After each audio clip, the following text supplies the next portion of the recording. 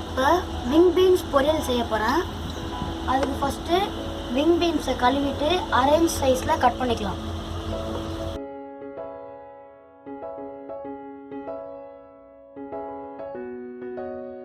பெரிய வெங்காயத்தை நீல வாக்கில் கட் பண்ணிக்கோங்க.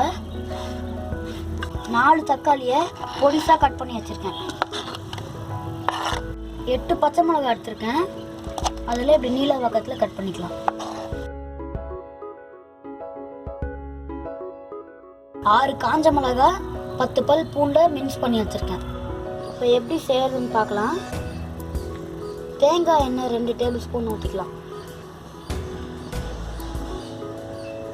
1 டேபிள் ஸ்பூன் கடுகு, பட்டை, 1 டேபிள் ஸ்பூன் வெந்தயம், பச்சை மிளகாய்,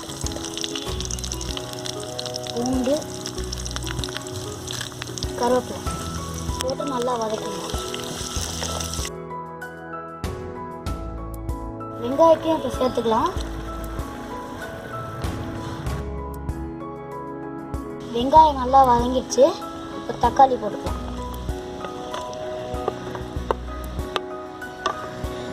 தேவையான அளவு உப்பு போட்டுட்டா தக்காளி கொஞ்சம் நல்லா சீக்கிரமாக வெந்துடும்.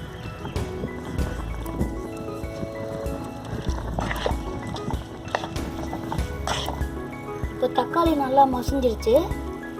இப்போ அரைச்சி வச்சு இந்த காஞ்ச மிளகாவை போட்டுக்கலாம். 1/2 டேபிள் ஸ்பூன் மஞ்சள்தூள்,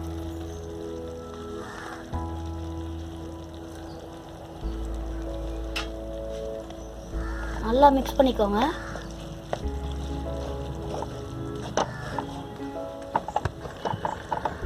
இப்போ விங் பீன்ஸை சேர்த்துடலாம்.